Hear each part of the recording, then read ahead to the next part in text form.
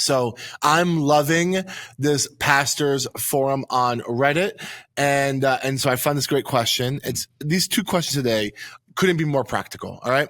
Here is the question I have for you guys. The title of it is curious what PTO, paternity, book stipend, Sundays off, hospitality stipend, and other extras you have. All right. So here's the question.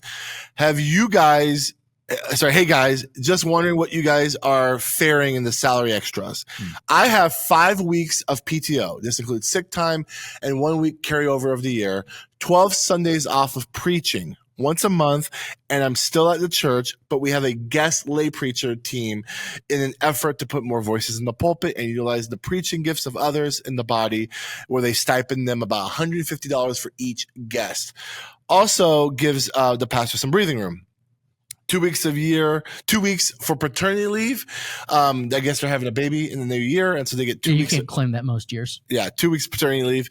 And then he says, I'm interested in potentially doing more theological education and would like to see if anyone has any study leave allowance and for how long. I have some leave for denominational conferences, which is twice a year, but nothing pertaining to study leave. I'm also wondering if any of you have a book stipend. I really like to ask for $50 a month for commentaries or books to help further my study for preaching. My last church absolutely refused to give me a hospitality fund for things like coffee or lunch with visitors, which was nuts to me. I'd have to meet with people on my own dime. But my current church offers $100 a month for coffee visits. Do you have anything similar? And lastly, a pastor friend said to him that they have a budget for personal counseling and spiritual direction to be included, which I think is fantastic. So what kind of things have you guys had? Do you currently have? You wish you had? How can we help this person figure out what's best for them? I think it's important to remember that all these things are negotiable. Like some things will be like your church culture, and that's a normal, necessary thing. But if you're hiring, if you're a senior pastor in your 60s, you probably don't need to negotiate paternity leave in there anymore. Maybe I don't know you, but there are all these things that make sense for different seasons. Again, some of the study leave stuff, or I want money in to go pursue another degree. Well, at some point you won't want that, or you won't need that anymore. So all of these things are seasonal, and they're all negotiable. So I think sit down with whoever is on your finance committee or your HR team or whatever it is that your church has and say, hey, can we talk about this? And sometimes it's, can I move this money from this category to that category? I'm not using this. Hey, I don't need to go to 2 denominational conferences. What if one of those became a couple time a year Zoom with a small group from the denomination? I'll still get that connection, but I don't need to get on an airplane, and we can do 1 seminary class per semester. There are ways to move things around without increasing budget. And also when it comes to any time of leave, I think that is the easiest thing to negotiate, because essentially anytime you get an extra week of leave, that's a 2% raise.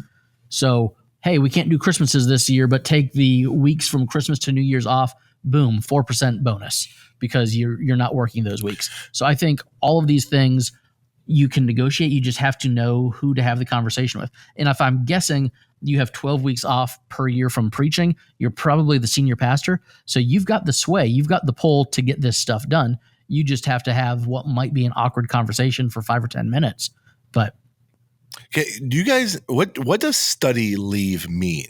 Like, is that like it's time off for seminary? Yes. Or now sometimes it might be a month long or whatever it is, but it's usually, hey, go to this conference for a week. It's not okay. Conferences is included. It's a conference. Yeah. Okay. But if you, most seminaries or most of the bigger seminaries have some kind of an abbreviated semester. Most seminaries have some kind of like a winterim or a summer semester that's very abbreviated. So you could possibly go be on campus for a week in January or in May, and that could cover the study leave. But it's just, you're not off, you're not on vacation, you're just not there in person. So it's like conference days. Conference days. It's like a separate thing. But for study. Cool.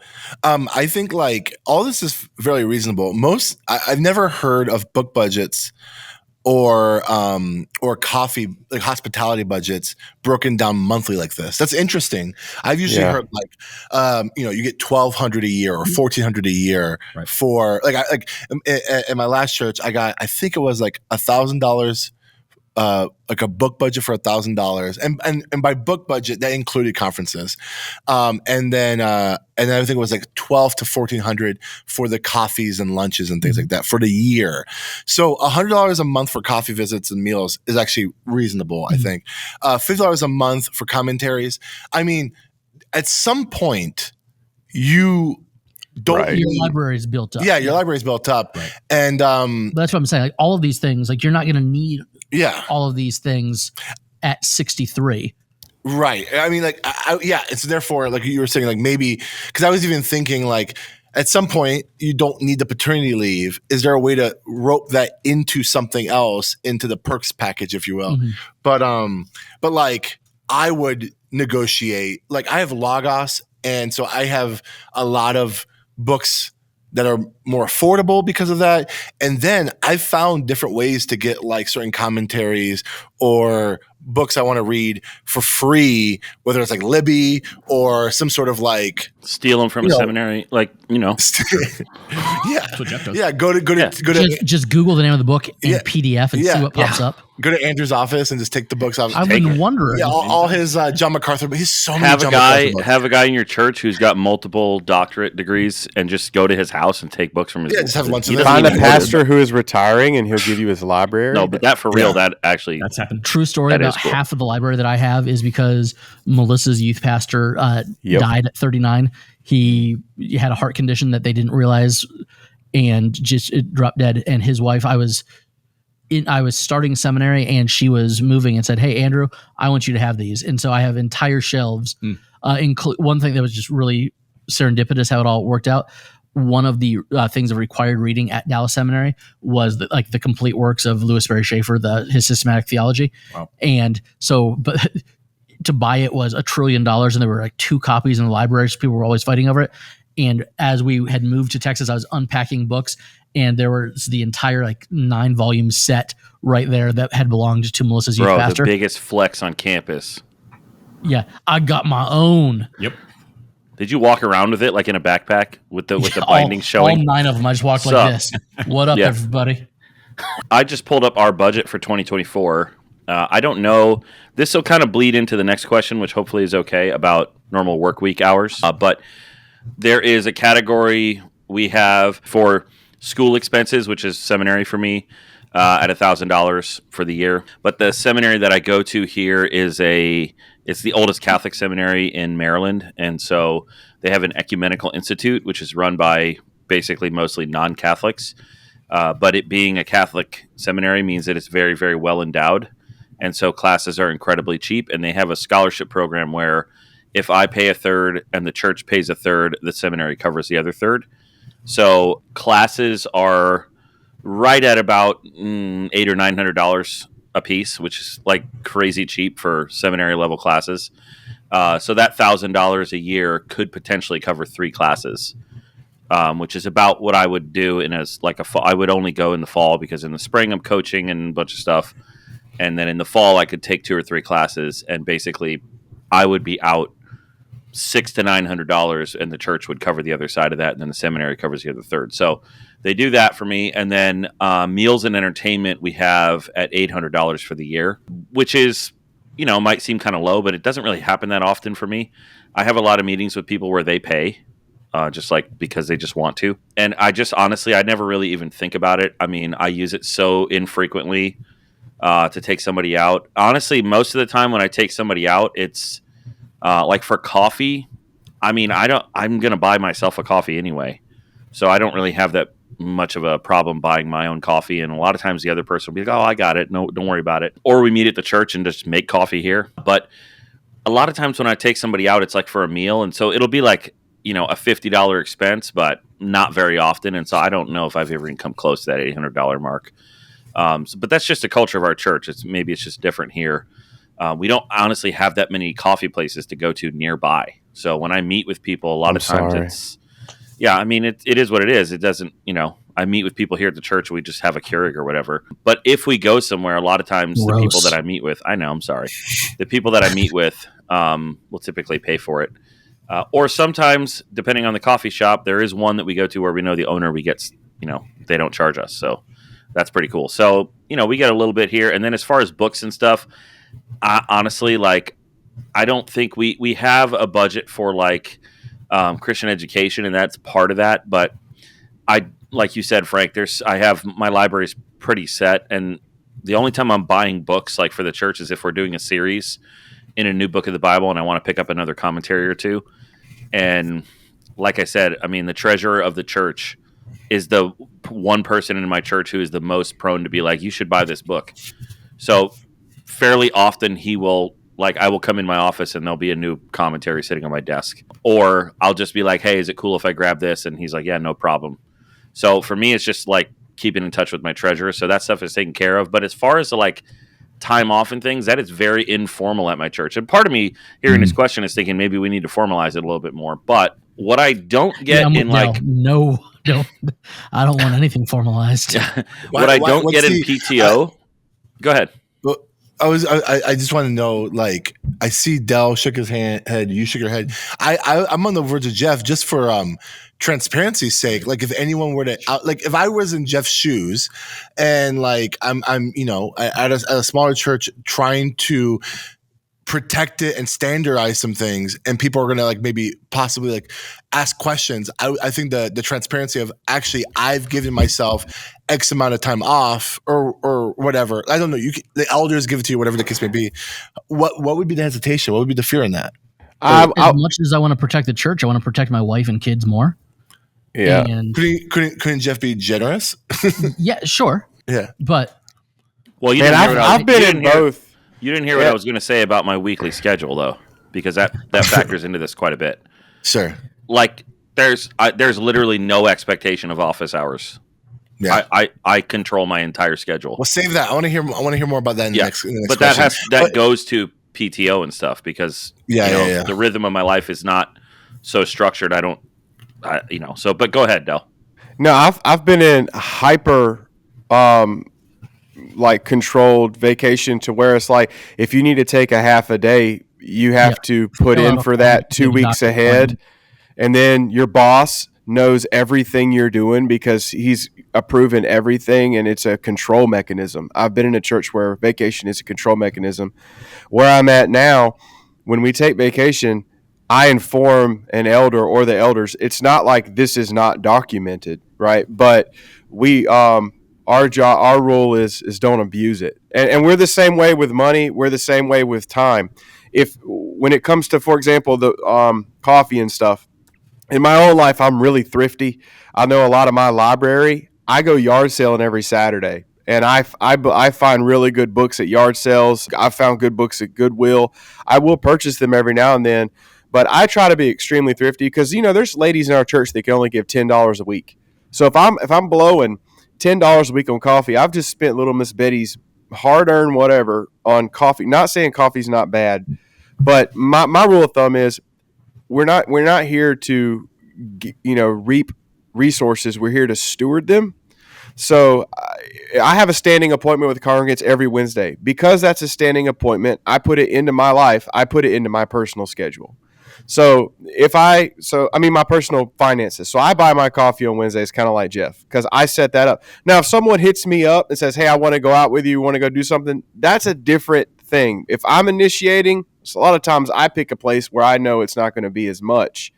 And then another rule of thumb when it comes to it, and I know it's just kind of goes without saying, if I'm on the church's card, don't get what you wouldn't get yourself if you were on your own card. You know what I'm saying? Like steaks, baby. Yeah, exactly. Like if I'm going to I get a small black coffee. That's what I always get, whether I'm on my church card or mine. But we do have outreach budget. One thing I would say in regards to how you're breaking it down, sometimes you need to have the spots in your budget for it, but sometimes having it so defined limits what you can do with your money. So instead of having, book fund, furthering education fund, maybe just have one fund. I think one of you guys said you have that, where it's just education. And it's up to the pastor's discretion. I mean, they hired you. They should trust you that what you're spending is on education, whether that's going to a conference and learning, whether that's paying for school, whether that's paying for books. If you can all get that in one fund, and then keep your paper trail, because budget time is a great way to reveal to your elders what you actually need.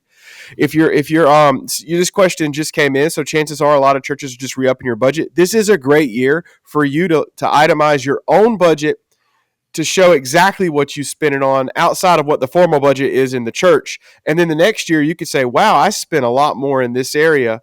That way you don't have to ask for more money. You might can just say, hey, we need to take less money from the coffee, add it to the education, because that seems to be where we're spending more. So I think being very conscious of what you're spending your money on in your budget is going to help you with pinning down some of these finances. I want to, go ahead, Jeff. I was just going to say, I would say too, you have to know as the leader, as the pastor, typically you're either a spender or a saver. Like most of us fall into one of those categories. And so know which one you are, because it's going to change your relationship with like the budget. So I am more of a spender. It's easy for me to overspend. I'm not doing it to be malicious. I'm not a detail oriented person. So I need someone like a treasurer that I need to be accountable to, who can say to me, hey, like, you're getting a little overboard with the coffee. Can we pull back on that? And I need to be willing to go, oh my gosh, I didn't realize, for the next month, I'm not going to do any of that, And so, but if you're a saver, you might have to be told, hey, listen, we have this money. We need you to spend it on yourself and invest in yourself.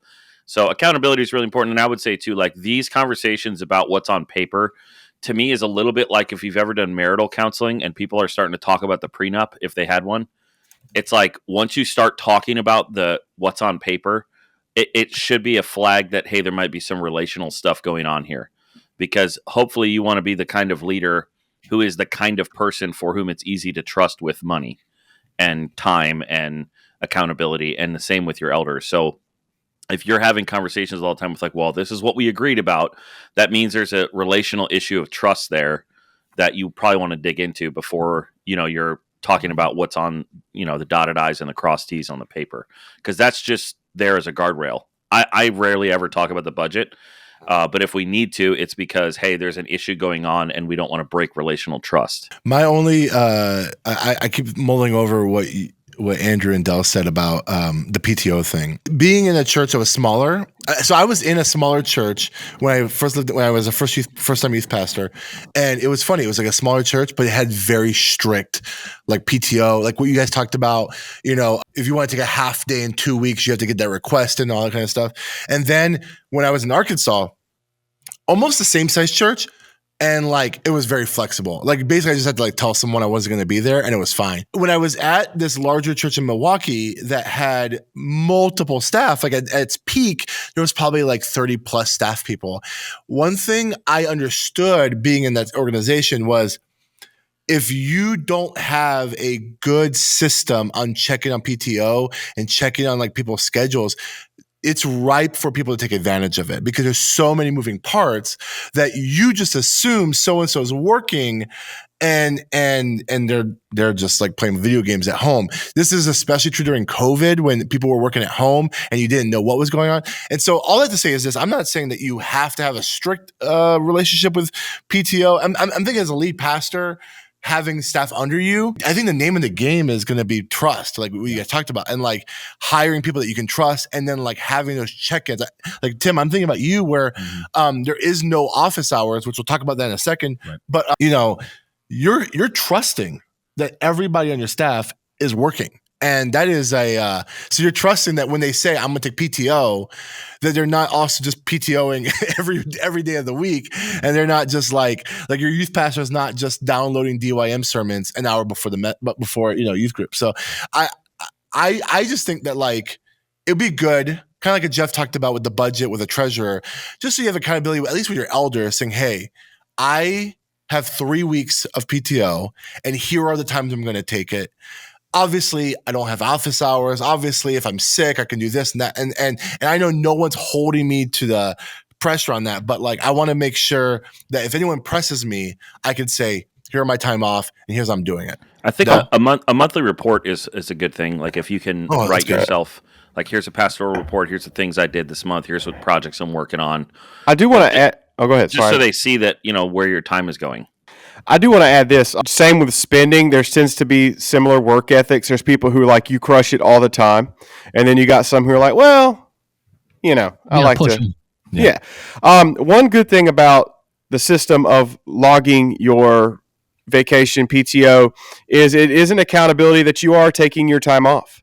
When I quit my last job, I realized I had months of time I had not taken, and that's because I didn't check, and I just kept working. I realized I didn't take a week, and that's a really bad thing. And I would say this as a pastor, especially if you're in a church with staff under you, even if you do not keep record of it, you need to know that your staff are taking vacation. Because especially some of them, they want to work hard. They want to, make the church thrive. Some of them, that's how you enter burnout, which I think is a conversation for another episode we're going to do. But a good thing about logging your PTO is it is an accountability system. Not that you're not working, but also that you're making sure your people are not working at some times and not running too hard and burning out. That is a great thing to have, even if you don't have the numbers and you got to check it off and get it authorized and everything. You do need to, I would say, keep a log of the time you're taking off, just so you can reflect back and be like, okay, why's this year been difficult? Man, I was only out of the pulpit 3 weeks this year, and I didn't take my wife anywhere. Or you can look back on it and say, why am I in such a bad place this year? I was out of the pulpit 12 times and took 4 weeks. That's a whole different place in my heart I have to excavate.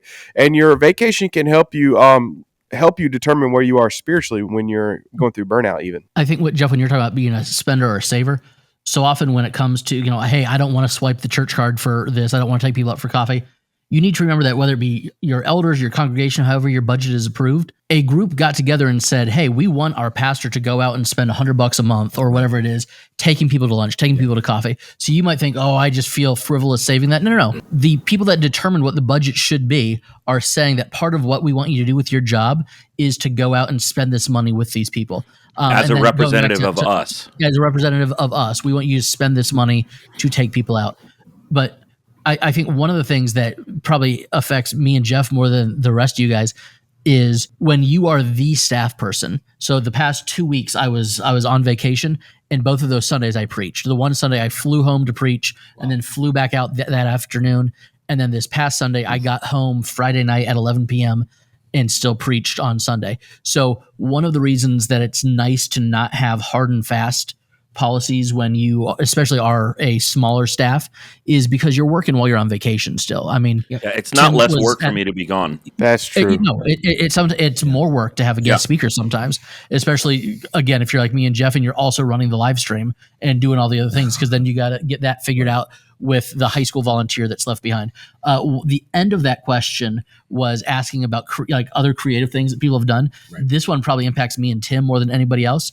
But the last senior pastor that I worked for, and I still don't know if I love this idea or hate it, when his kids started driving, he asked for a car to be put into his compensation package. He was like, I don't want to take the $350 a month for a car payment or the car payment and the insurance or whatever out of my salary package, and I want there to be a church lease of a vehicle because that way he was on the church insurance as the primary driver, and he still got to stay the primary driver on his vehicle at home that his teenagers then ended up driving. And so instead of spending $400 a month to have a 17-year-old driving his Toyota Corolla, he kept his insurance the same. And I don't know ethically how I feel about that because my kids aren't driving yet. Ask me in a couple years, but I just think that was a very creative way to be like, hey, I'm not asking for a raise. I'm saying, can some of my salary be allocated this way? I think you can do that with your time too. Hey, can some of my 5 weeks plus sick time or whatever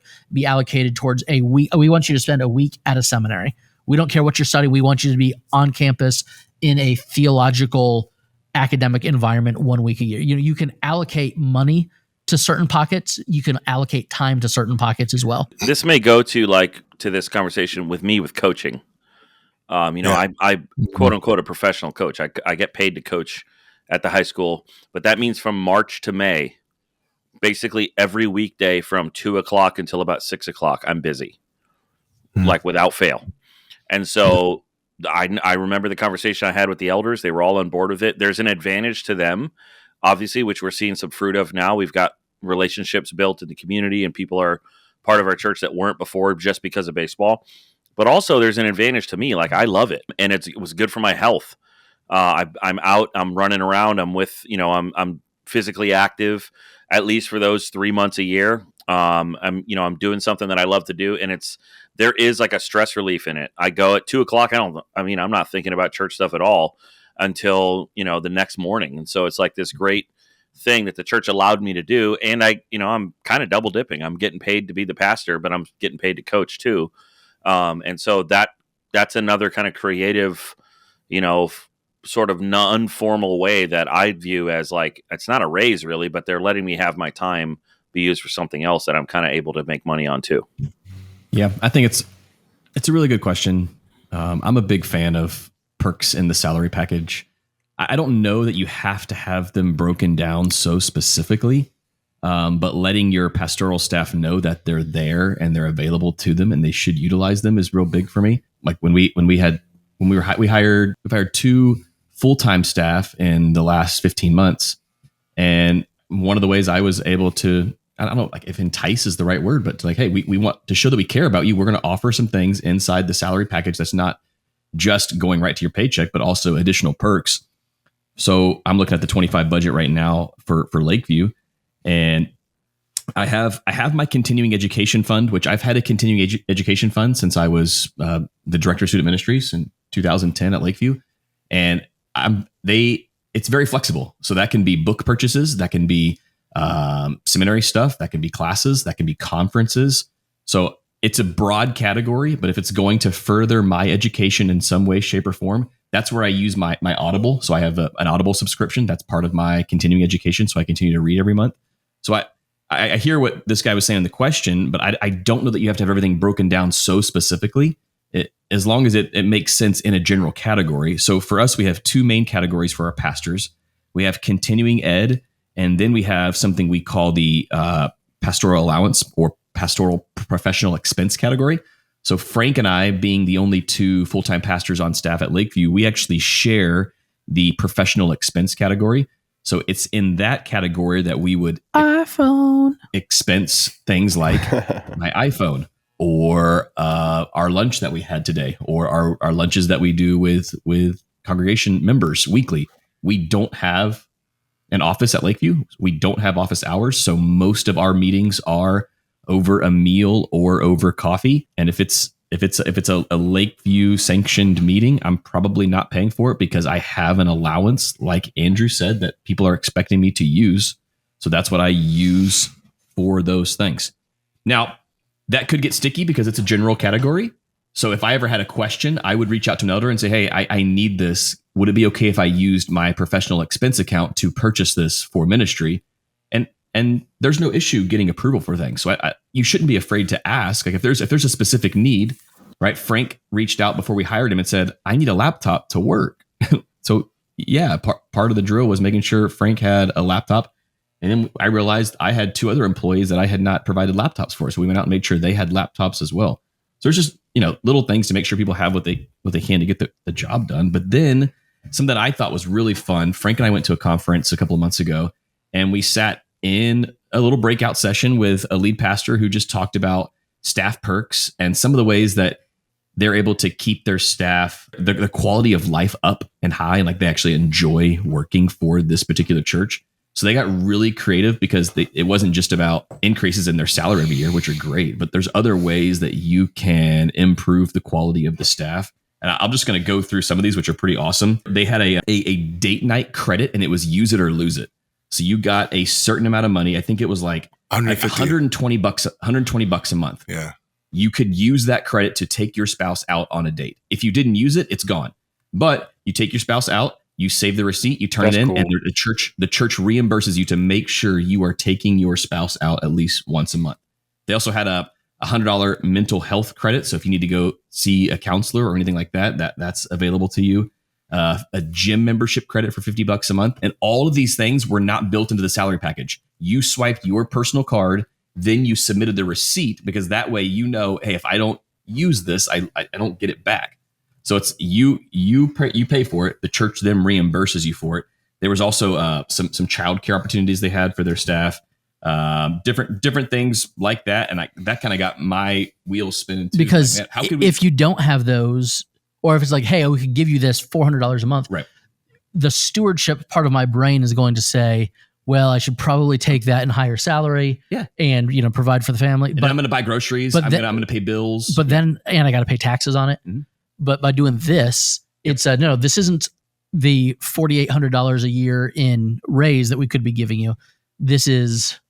Yeah, and what was cool is he said when they did their annual reviews, like what the staff were saying was they loved these perks that were available to them. It doesn't seem like a lot, but they were a really big deal, and the staff stayed longer. Like that's important to me because if you've ever had to hire staff, it is way more difficult to find someone new than it is to work through an issue and retain an employee. They didn't just say that; they said that there were people in their church who were offered other opportunities that paid more, but they stayed at their church because if they took the other job, they would lose like all the stuff they just talked about. They were also like Audible credits, Audible credits. Like it was just all these small things that like, sure, you could add to a salary package or whatever, but like you get them and there's a quality of life that you can't get anywhere else. And I like the use it or lose it idea because then it forces you to do that date night. Like and if you can't take that money for something else. And if they don't do it, the church saves $150 that month or whatever the cost was.